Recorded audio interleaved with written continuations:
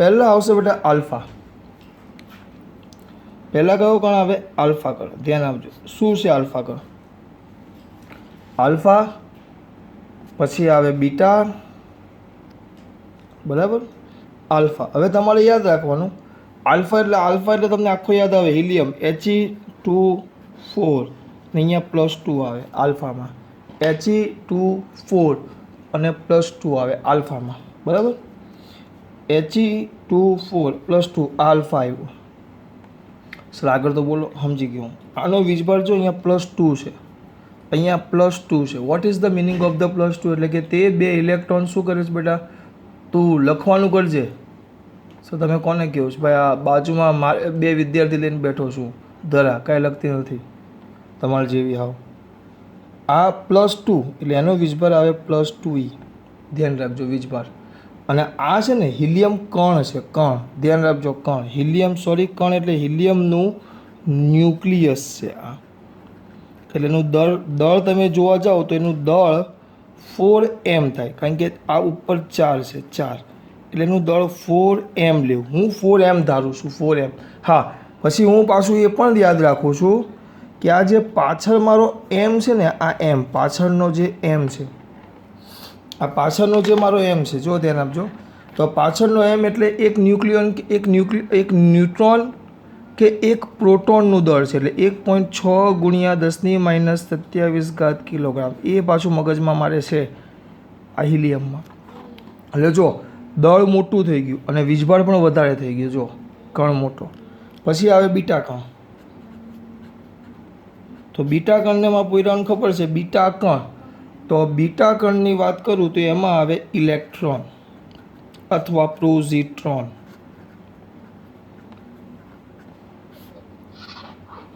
Electron અથવા પોઝિટ્રોન. કોઈનું speaker ચાલુ છે બેટા? ઇલેક્ટ્રોન અથવા પોઝિટ્રોન, ઇલેક્ટ્રોન અથવા પોઝિટ્રોન, ઇલેક્ટ્રોન અથવા પોઝિટ્રોન. ધ્યાન રાખજો. તો ઇલેક્ટ્રોન ને આ પોઝિટ્રોન છે. જો ધ્યાન આપજો ખાસ મારા દીકરાઓ.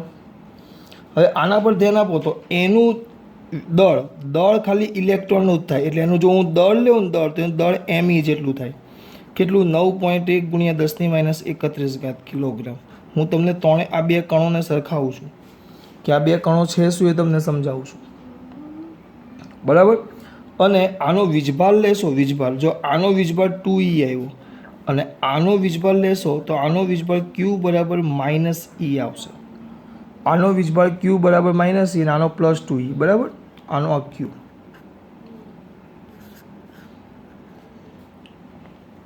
છેલ્લું હતું ગેમા વિકિરણ. તો ગેમા વિકિરણ તો એ તો થઈ ગયું વીચુવી. દેશી ભાષામાં દોરો તો આમ થાય.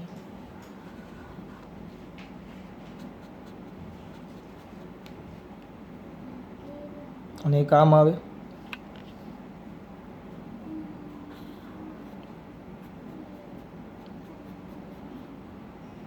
આ વિદ્યુત ચુંબકીય વિકિરણ. એટલે આ વિકિરણ છે, કણ નથી.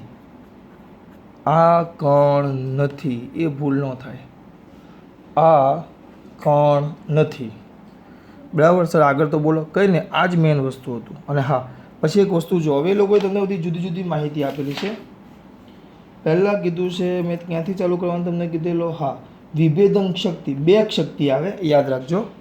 એક આવે વિભેદન શક્તિ, બે શક્તિ આવે. એક આવે વિભેદન. હવે વિચારો કે આ સોનાનો વરખ છે. આપણે બીજા બધાને જવા દો, કારણ કે હવે સોનું થોડુંક સસ્તું થયું છે, એટલે આપણે સોનાનો વરખ લઈએ. આ સોનાનો વરખ છે, આ સોનાનો વરખ છે. એટલે એના ન્યુક્લિયસ જ ધ્યાનમાં લેવું છું. હવે અહીંયાથી આપણે 3 કણને જવા દઈએ. આ સોનાનો વરખ છે. એટલે આ રીતે બધા સોનાના પરમાણુ ગોઠવાયેલા છે, બરાબર. પહેલો શબ્દ એ લોકોએ આપેલું છે વિભેદન. તો વિભેદન એટલે શું? વિભેદન એટલે આની આરપાર થવાનું, આની આરપાર થવાનું. આમાંથી આખું અંદરથી આરપાર થઈ જવું, એને વિભેદન કહેવાય. જો દાખલા તરીકે અહીંયા મેં આલ્ફા કણ લીધું. જો આલ્ફા કણ મોટો આવશે, આલ્ફા કણ એટલે આલ્ફા ન્યુક્લિયસ થઈ ગયો આપણે, હિલિયમ ન્યુક્લિયસ. તો ઇલેક્ટ્રોન એની સરખામણીમાં નાનો આવે, ટપકું નાનું કર્યું છે.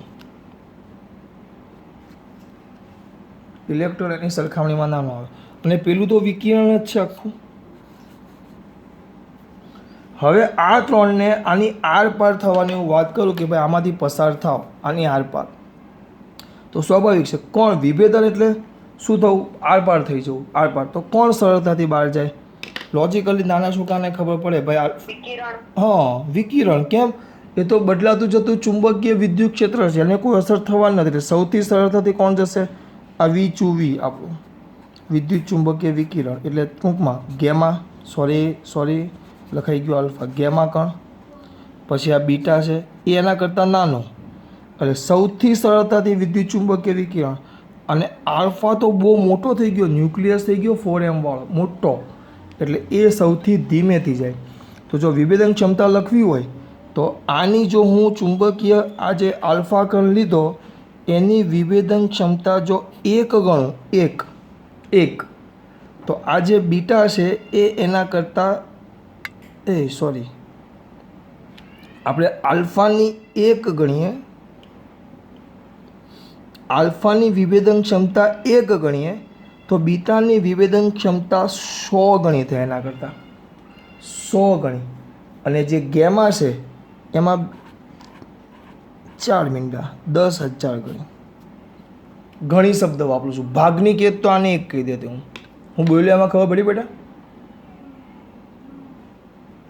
પૂછું છું ખબર પડે છે હું બોલું છું એમાં. જો ટૂંકમાં આ વિકિરણ છે સરળતાથી પાર થઈ જાય. બીટા એટલે કે ઇલેક્ટ્રોનિક કદમાં કણ ખરો નાનો, એટલે એ પણ આર પાર થઈ શકે. પણ આ જે આલ્ફા છે એ તો બહુ મોટો ન્યુક્લિયસ છે, હિલિયમ ન્યુક્લિયસ. મોટો એટલે બહુ મોટો આમ ન કહેવાય બીજા પરમાણુની સરખામણીમાં, પણ આ ઇલેક્ટ્રોનની સરખામણીમાં તો મોટો જ કહેવાશે. તો જો આની વિભેદન ક્ષમતા 1 ગણું તો એના કરતાં આ 100 ગણી વિભેદન ક્ષમતા ધરાવે, સરળતાથી અંદરથી 100 ગણું ઝડપ સરળતાથી પસાર થઈ જાય એમ. અને આનું 10,000 ગણું થાય. આની એક લીધી એટલે નકર. હવે જો વિભેદન ક્ષમતા અને બીજું આવે આયનીકરણ શક્તિ, બે આવે. આયનીકરણ કોને કહેવાય, દાખલા તરીકે મારી પાસે મને જે સાદામાં સાદું આવડે NaCl છે તો આમાં બે આવે, Na+ અને Cl-, બંને એકબીજા સાથે આકર્ષણ બળના કારણે જોડાયેલા છે, બરાબર. પણ અહીંયા હું પ્રચળ ધન આયન લઈ લઉં તો કોઈક પ્રચળ ધન આયન લઈ લ્યો, આના કરતાં વધુ પ્રચળ એવું હું લઈ લઉં તો આ જે છે સરળતાથી આ બાજુ ક્લોરીન તરફ આકર્ષાઈ જાય અને દૂર પડી જાય. એટલે આ Na+ અને Cl અહીંયા આવી ગયો આની તરફ, તો Na+ એટલે આ તો આયનીકરણ થઈ ગયું કહેવાય. આ જે NaClનો જે પરમાણુ હતો, અણુ, એનું આયનોમાં રૂપાંતર થઈ ગયું, તો આયનીકરણ શક્તિ કહેવાય એમ. આ પ્લસ આયનની આયનીકરણ શક્તિ. હવે વીજભાર જુઓ, વીજભાર જો તમે વીજભાર ઉપર ધ્યાન આપશો, કોના પર ધ્યાન આપશો, વીજભાર ઉપર, તો મારા દીકરાઓને તરત જ ખબર પડી જાય કે આપણે વીજભાર એટલે જ લખેલો. આલ્ફા કણ લખો, આલ્ફા કણ, તો આલ્ફા કણનો વીજભાર +2e. બીટા કણ લખો, આલ્ફા કણનો +2e. બીટા કણ લખો, બીટાનો -e. અને ગેમા તો એ તો તટસ્થ છે. હા, તો આવી રીતે આ જો કોઈ પરમાણુ હોય, આવો કોઈ પરમાણુ હોય એને સરળતાથી આવી રીતે આયનમાં રૂપાંતર કરવું છે તો એના માટે વીજભાર જોશે. આનો તો વીજભાર જ નથી, તો આ તો આવી રીતે આયનીકરણ કરી જ ન શકે. આલ્ફા કણનો વીજભાર એ બીટા કણ કરતાં વધારે છે, આલ્ફા કણનો વીજભાર એ બીટા કણ કરતાં વધારે છે. એટલે આલ્ફામાં સરળતાથી મુક્ત થાય કે બીટામાંથી, બીટા એ સરળતાથી આયનો છૂટા પાડી શકે કે આલ્ફા? ખુશી વગાડશે, ખુશી આલ્ફા કે બીટા? બેટા આલ્ફા. કેમ? કારણ કે આલ્ફા એ પ્લસ વધુ ધન છે, આના કરતાં વધુ ધન ને આપણે બમણો છે ધન. સિમ્પલ વસ્તુ છે, એટલે આ તરત છૂટો પાડી શકે. જો આ ધન છે એટલે તરત આકર્ષી શકે, એવું નહીં. આ કોઈ પણ માટે આપણે તો આયનીકરણ એટલે શું મેં તમને અહીંયા સમજાવ્યું છે ખાલી. તો આ વધારે વીજભાર ધરાવે તો આની આયનીકરણ ક્ષમતા વધારે, એટલે જો આની આયનીકરણ શક્તિ 1 ગણીએ તો બીટાની આવે 100 અને આની આવે 10,000. તમારા 2 MCQ ક્લિયર થયા. 2 MCQ કયા 2? એક આપ્યો છે વિભેદન ક્ષમતા. આ વિભેદન ક્ષમતાવાળો તમારો 94મો MCQ છે. જુઓ તો કોની વિભેદન ક્ષમતા સૌથી વધુ, અંદર ધ્યાન આપો બધા, 94મો સવાલમાં. જુઓ તો કોણ આવશે? જો આલ્ફાની સૌથી નાની કીધી, પછી બીટા અને ગેમા, એ આપણે લખ્યું 1, 100, 10,000. બરાબર, અને વિભેદન ક્ષમતા આવી ગઈ, બરાબર, અને એ જ પાછો 97માં જો 97માં દીકરા 97મો સવાલ એ જ છે, એ જ આપી છે વિભેદન શક્તિ કેટલી હોય, બરાબર. પછી માં પોયરો કયો 92માં આવ્યો આપણો. એટલે થિયરી ક્લિયર હોય તો આ બધા MCQ સોલ્વ થાય. 92 જો 92 આલ્ફા બીટા ગેમાની સાપેક્ષ આયનીકરણ શક્તિ બાબતમાં નીચેનામાંથી આ સાપેક્ષ કહેવાય. આ એકબીજાની સાપેક્ષ મેં આંકડા લખ્યા છે. આને 1 કેવ તો આ 100 અને આ 100 તો આને 1 કેવ તો આ 10,000 એમ. એટલે આ વિભેદન કોનું સરળતાથી, એટલે વિભેદન શક્તિ તો આપણે લખી કે બાકી આયનીકરણ ક્ષમતા લખી આ 92માં જો. તો કોની આયનીકરણ શક્તિ સૌથી વધારે? આલ્ફાની. આલ્ફા બીટા અને ગેમા.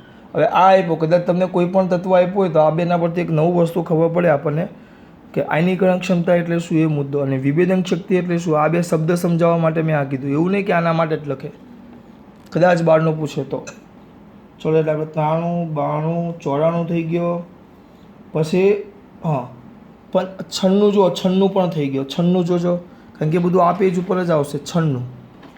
96 પર ધ્યાન આપો. જોશમાં દીકરાઓ 96 સવાલ વાંચો બધાએ. ન્યુક્લિયસમાંથી ઉત્સર્જિત થતા કયા કિરણો ચુંબકીય ક્ષેત્ર વડે વિચલિત થતા નથી? કયા કિરણો ચુંબકીય ક્ષેત્ર વડે વિચલિત થતા નથી? હવે કયો કીધો છે આપણે? કયો સવાલ કીધો છે ને? સવાલ નંબર કયો? 96. ચલો કોઈ મને કહેશે આમાં કોણ આવશે? જવાબ તો ખબર પડી ગઈ, પણ નીચે સોલ્યુશન વગર કોઈ મને કહેશે કેમ એવું આવે? કોઈ એક જણ નામ બોલીને કહેજો. સમય બગડે છે. કોઈ નહીં? ચલો હું કહું, સાંભળો. હવે એક વસ્તુ સમજાવો. હવે એક વસ્તુ હું તમને કહું, કોઈ પણ જો વિદ્યુતભારિત કણ હોય, યાદ રાખો, સૂત્ર યાદ રાખવાનું, બળ F = QE. આ છે તમારે વિદ્યુત ક્ષેત્ર માટે, એના પર લાગતું બળ. અને બીજું હતું ચોથા પાર્ટમાં F = QVB. સાઇન થીટા નથી લખતો હું, ખાલી QVB લખું છું. તો આ લાગે ચુંબકીય ક્ષેત્રમાં લાગતું બળ. સૂત્ર આખું પેલું આવે, વેક્ટર F = Q કૌંસમાં vector V cross vector B. પણ હું ખાલી અત્યારે મૂલ્ય પર ધ્યાન આપું છું. F = QE. જો વિદ્યુત ક્ષેત્રમાં હોય અને વિદ્યુત ક્ષેત્ર E હાજર હોય અને જો કણ વીજભારિત હોય, આ પર ધ્યાન આપજો. વિદ્યુત ક્ષેત્ર E છે અને કણ Q વીજભાર ધરાવતો હોય તો એના પર F જેટલું વિદ્યુત ક્ષેત્ર બળ લાગે, એને કારણે ગતિ કરે, બરાબર. અને કોઈક વીજભારિત કણ Q છે, એ પાછો V વેગથી ગતિ કરતો હોય. ક્યાં? ચુંબકીય ક્ષેત્ર Bમાં. ખૂણાની વાત નથી કરી, નકર અહીંયા સાઇન થીટા આવે. એ થીટા પ્રમાણે તો એના પર F જેટલું FM મેગ્નેટિક ફોર્સ અને FE ઇલેક્ટ્રિક ફોર્સ લાગે, તો એના પર બળ લાગે, અને એ બળને કારણે એની અસર ગતિ શું થાય? બદલાય. પણ હવે અહીંયા ધ્યાન આપો, તમને એમ પૂછ્યું છે 96મો સવાલ, સાંભળો છો ને બધા?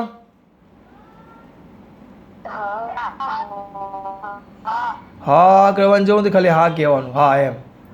ખબર પડે છે ભાઈ બધાને? ઓ બાળકો હુતા હોય ને એવું લાગે, ચાલુ કરીને બાજુમાં મેચ રમતા હોય ને, પેલું કહેવાય 63 જણા છે ભાઈ. આયુષ અને ભૂર્યા પેલા ફોટો પાડી દેવ. પાડી લીધો. હું કેવું ને 15 મિનિટે આપણે ફોટો પાડી દેવાનો, એટલે ખબર પડે કયા કયા નીકળી જાય છે. ચલો અહીંયા ધ્યાન આપો. જો અહીંયા ધ્યાન આપો, FE અને આ FM આવી ગયું. આ ચુંબકીય ક્ષેત્ર અને વિદ્યુત ક્ષેત્ર. હવે આપણે અહીંયા ધ્યાન આપો, પહેલો આલ્ફો કોણ લ્યો? આનું અલગ વાપરું તો સારું થાય. ચલો આલ્ફા કણ. ચલો આલ્ફા કણ લ્યો બેટા, આલ્ફા કણ. તો અહીંયા ધ્યાન આપો. હવે અહીંયા લખવાની જરૂર નથી, અહીંયા લખેલું જ છે. જો આલ્ફા કણનો વીજભાર 2E, તો 2E હોય તો એના પર વીજભાર છે એટલે એના પર બંને પર બળ લાગે આલ્ફા કણ, કારણ કે વીજભાર છે એટલે બળ લાગે, અને બળ લાગે એટલે વિચલિત થાય. પછી બીટાની વાત કરીએ તો બીટાનો વીજભાર છે -E. હવે બીટા પાસે વીજભાર છે તો તરત દીકરા ખબર પડવી જોઈએ કે બીટા પાસે વીજભાર છે એટલે આના પર વિદ્યુત ક્ષેત્રની વિરુદ્ધ દિશામાં બળ લાગે અને આના પર પણ બળ લાગે. દિશા એ ખૂણા પરથી આધાર નક્કી થાય, એટલે બે પર બળ લાગે. તો અંદર કયા એ પાસે? Alpha, beta, gamma. અને બીટામાં જો બે આપેલા છે, બીટા માઇનસ અને બીટા પ્લસ. એટલે યાદ આવવું જોઈએ, બીટામાં બે આવે, બીટા પ્લસ અને બીટા માઇનસ. તો બીટા પ્લસ એટલે પોઝિટ્રોન અને બીટા માઇનસ એટલે ઇલેક્ટ્રોન, એટલે બંને વીજભાર તો છે જ, બંને વીજભાર છે એટલે આ બે સૂત્ર અનુસાર એના પર બળ લાગે અને લાગે, એટલે આલ્ફા કણ પર પણ બળ લાગે, બીટા માઇનસ બીટા પ્લસ એટલે કે ઇલેક્ટ્રોન ને પોઝિટ્રોન પર પણ બળ લાગે, એટલે એ લોકો વિચલિત થાય. જ્યારે ગેમા એ વિકિરણ છે, કણ નથી, એનો ક્યુ પણ 0 છે, એનો વીજભાર પણ નથી, એટલે એના પર લાગતું પરિણામી બળ કેટલું થઈ જશે બેટા? 0. એ તમારો 96. 97. ચલો 98. આ તમારે ગુજકેટમાં બહુ પૂછાતો પણ ટોપિક નથી એટલે આ વખતે પૂછાય નહીં, પણ એક આવો દાખલો હું તમને જી નીટ માટે કરાવી દઉં છું. બરાબર, ધ્યાન આપજો. તમને એક્સ આપેલું હું લખી નાખું છું 98. ત્યાં સુધી તમે સોલ્વ કરો જાતે, પહેલાં જોયા વગર હું ખાલી લખી નાખું.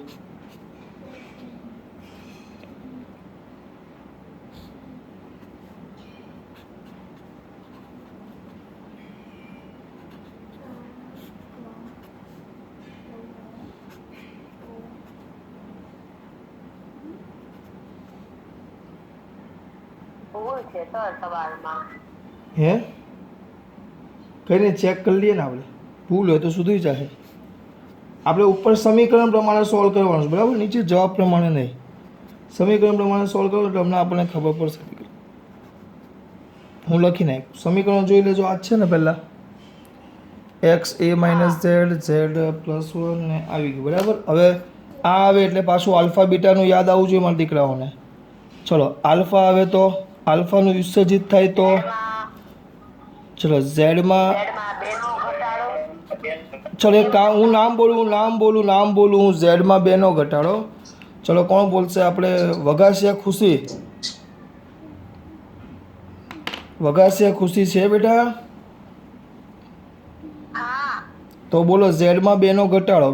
બીટામાં 2 આવે, બીટા પ્લસ ને બીટા માઇનસ, તો શું આવશે? પ્લસમાં, સોરી પહેલાં આલ્ફાનું તો લખાવો. આલ્ફામાં ઝેડમાં 2 નો ઘટાડો, પછી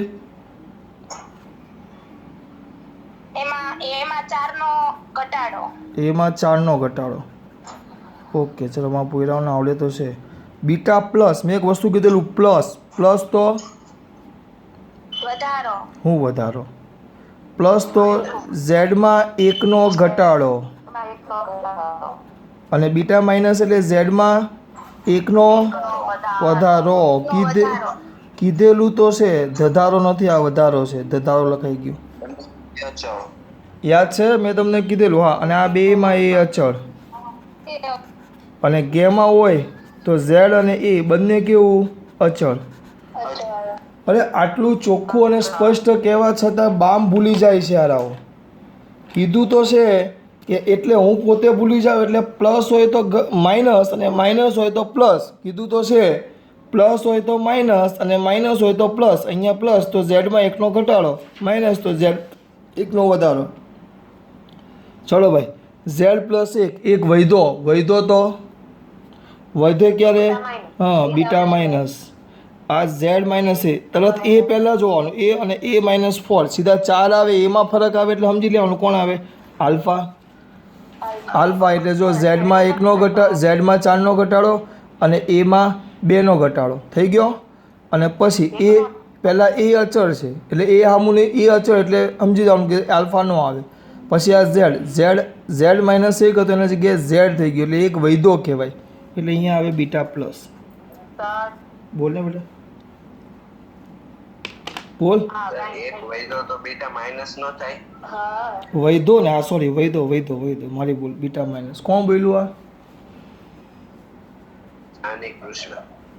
ઓહો જાની, તમે છો એમ ને હજી? હે ભાઈ, પીરિયડમાં બેઠા છો તમે, આભાર, અમારો ખૂબ ખૂબ આભાર. અહીંયા શું થશે? બીટા માઇનસ થાય. કેમ? મારા જાની બોલ્યો ભાઈ, શું બોલ્યા મારા જાની? બોલ્યા કે સાહેબ આપણે અહીંયા ઝેડમાં 1 નો વધારો, એ આમાં ઉતાવળમાં ભૂલ ન થાય બેટા, એટલે આટલી વસ્તુ છે. જો આપણે આ સમય પ્રમાણે તો પૂછાશે નહીં, પણ જી નીટમાં કદાચ પૂછાઈ ગયો તો આ વસ્તુ 1 મિનિટમાં યાદ કરીને સોલ્વ કરવાનો, આમાં ઉતાવળ નહીં કરવાની, ખાલી લખવામાં. બરાબર. 98. પછી 99 બીટા માઇનસ ઉત્સર્જન. જો હવે અહીંયા તેને નીચેના સમીકરણ આપ્યા છે, આઈઆઈટીમાં પૂછાયેલો છે. હવે નીચેમાં ઇલેક્ટ્રોન ઉદ્ભવે કે શું થાય એ પૂછે, મેં તમને થિયરીમાં ચલાવેલું બીટા માઇનસ એટલે, તો બીટા માઇનસ એટલે હું શાંતિથી લખું, બીટા માઇનસ એટલે ઈ માઇનસ થાય ને ઇલેક્ટ્રોન કહીએ આપણે. તો આનું સમીકરણ હું કેમ બનાવું ખબર, અહીંયા ઇલેક્ટ્રોન આવ્યું, પાછળ ઇલેક્ટ્રોન આવ્યું તો સાથે સાથે એન્ટી ન્યુટ્રિનો આવે, અને અહીંયા આ બાજુ તટસ્થ આવે, આ ઇલેક્ટ્રોન આવ્યું તો એની સાથે આવી જાય બેટા પ્રોટોન, તો પ્રોટોન પોઝિટિવ નેગેટિવ તટસ્થ થઈ ગયું, તો આ બાજુ આવશે ન્યુટ્રોન. એટલે કે ન્યુટ્રોનનું પ્રોટોનમાં રૂપાંતર થાય ત્યારે ઇલેક્ટ્રોન અને આ ઉત્પન્ન થાય. આ ધ્યાન રાખજો, હું આ રીતે યાદ રાખું. આ કોણ આવ્યું, ઇલેક્ટ્રોન, કારણ કે આ તટસ્થ છે, આ તટસ્થ છે, બરાબર. હવે એના પછીનું MCQ છે, આગળ તો 99માં સર, તો 100માં જો 100 પર ધ્યાન આપો. 100માં તમને કદાચ પાછળ જોશો તો બીટા કણનો કીધો, પેલો બીટા માઇનસ કીધો, બીટા કણ. ચલો અહીંયા હું પાછું લખું બીટા કણ, બીટા કણ એટલે હું યાદ રાખું કે મારા માટે E પ્લસ, તો અહીંયા E પ્લસ આવ્યું, પ્લસ આવ્યું, અહીંયા નેગેટિવ હતું એટલે આપણે પોઝિટિવ લખ્યું, બરાબર. પણ અહીંયા પોઝિટિવ છે એટલે પોઝિટિવ નહીં લખવાનું, પોઝિટિવ છે એટલે અહીંયા તટસ્થ લખી નાખવાનું N0, અને અહીંયા ન્યુટ્રીનો, અને આ બાજુ આવી જશે પ્રોટોન. આ રીતે યાદ રાખવાનું, પૂછાય ન પૂછાય ખબર નહીં, પણ આને યાદ કેમ રાખ્યું મેં તમને આપ્યું, બરાબર. બેટા આ ખાસ ધ્યાન આપજો, મને તો આના પરથી પણ યાદ છે. ચાલો તમને એમ લખો, ચલો સિમ્પલ, હું બીજી રીતે મેં યાદ રાખ્યું, આ તમને ઊંધું આપ્યું, પણ એમ લખું છે ન્યુટ્રોન, તો ન્યુટ્રોનનું શેમાં રૂપાંતર થાય, પ્રોટોનમાં, પ્રોટોનમાં રૂપાંતર થાય તો આ તટસ્થ થશે, તો અહીંયા E માઇનસ અને એન્ટી ન્યુટ્રિનો, અને પ્રોટોન, તો પ્રોટોનનું શેમાં રૂપાંતર થાય, ન્યુટ્રોનમાં, પ્રોટોનનું ન્યુટ્રોનમાં, આ પ્લસ છે, આ તટસ્થ થશે, પ્લસ જોઈએ એટલે પોઝિટ્રોન, સોરી આનો કહેવાય પોઝિટ્રોન અને ન્યુટ્રિનો. આ રીતે. હવે તમારે કેમ યાદ રાખવું એ તમારા પર, પણ હું આ રીતે જો તમને બતાવીશું, બધી રીતે મેં કેમ યાદ રાખ્યું એ હું તમને સમજાવું છું બેટા, બરાબર. ત્યાર પછી 100 થઈ ગયો, 101. રેડિયો એક્ટિવ વિભંજન દરમિયાન શાનું ઉત્સર્જન થતું નથી, રેડિયો એક્ટિવ વિભંજન દરમિયાન લખેલું, જો થિયરી આવી ગઈ તમારી, થિયરી જે મેં ચલાવી એ પ્રોટોનનું ન થાય, ઇલેક્ટ્રોનનું થાય, ન્યુટ્રિનોનું થાય, ન્યુટ્રિનો થાય ને આયરા, બોલ ને બેટા.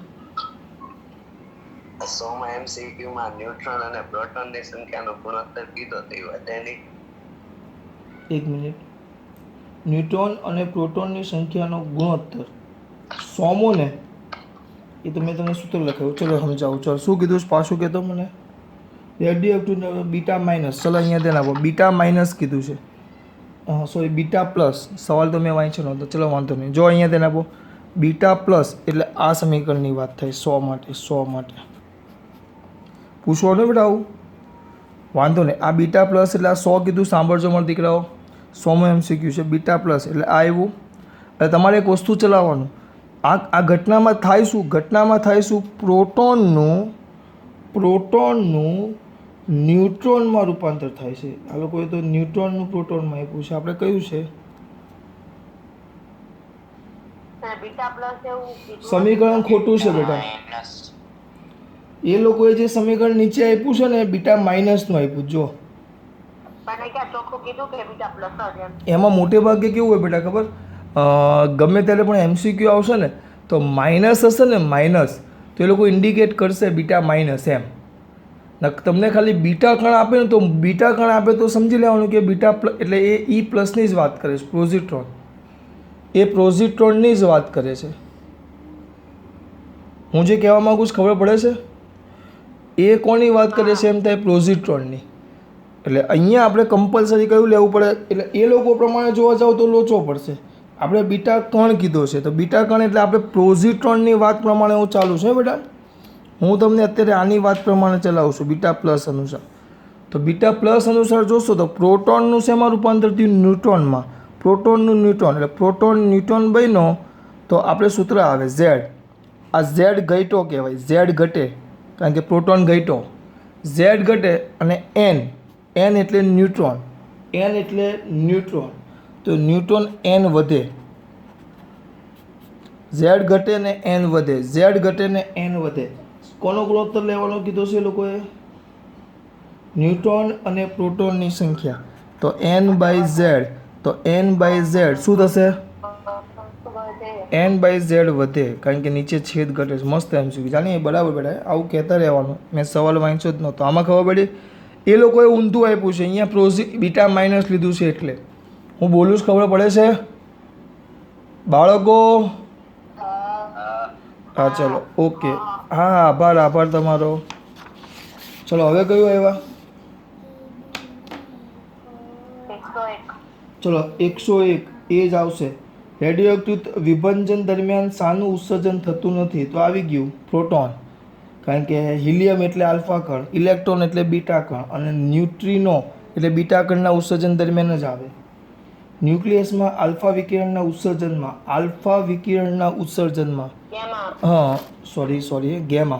ગેમા વિકિરણના ઉત્સર્જનમાં શું કીધું છે? જો તમે ગેમા વિકિરણનું ઉત્સર્જન કરો તો કાંઈ ન થાય, તો બધું અચળ જ રહે. એટલે જો અંદર આપણે ન્યુટ્રોનનો અંક, પરમાણુ ક્રમાંક, પરમાણુ દળાંક જો આપ્યો હોય તોય બધું અચળ. કયો આપણો 102? બધું અચળ.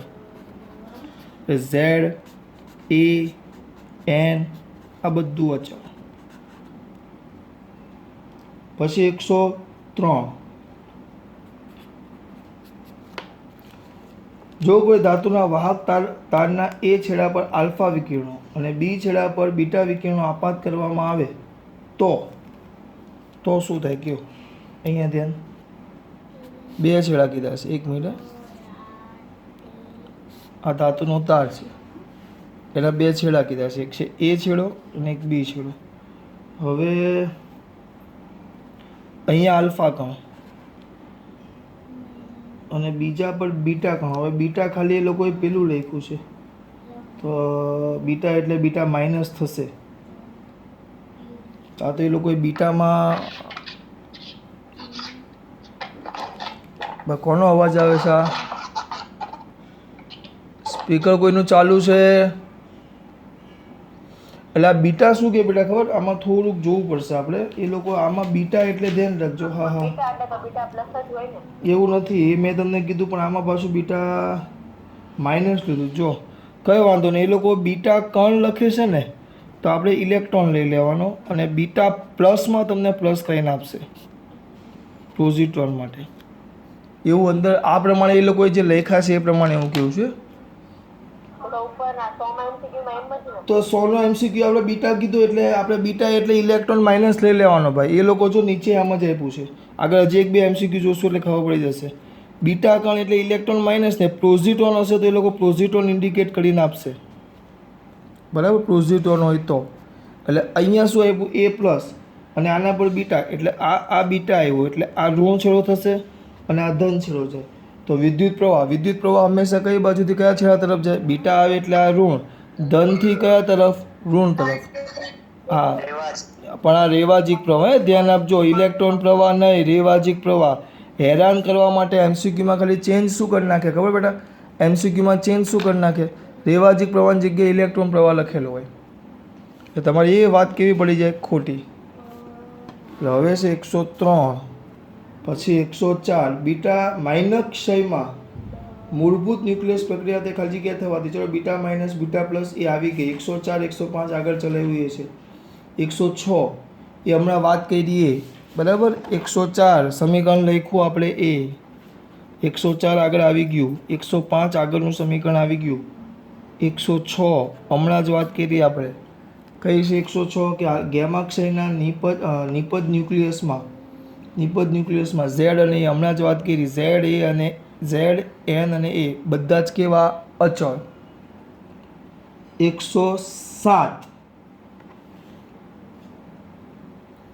107મો જોઈએ ભાઈ, બધા છો?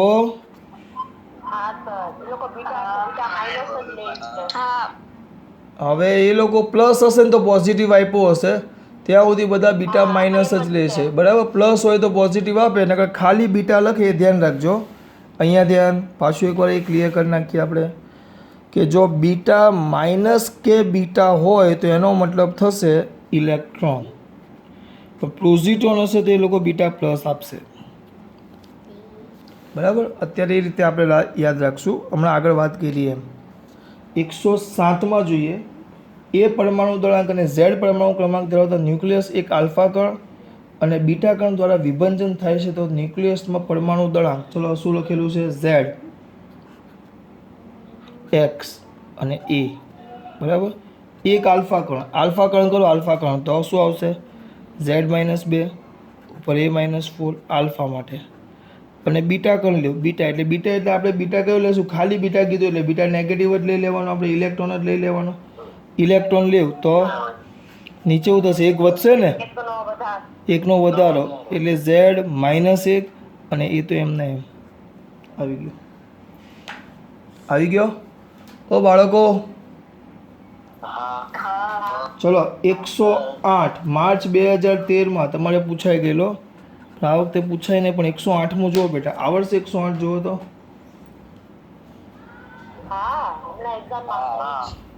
ચલો 108 સમજી ગયો હું, થેન્ક યુ. 108 બરાબર, એ હમણાં તમે જાતે કરી લેજો, ખાલી સૂત્ર મૂકવાનું છે 108. હવે દીકરા 108 પછી આવશે 109.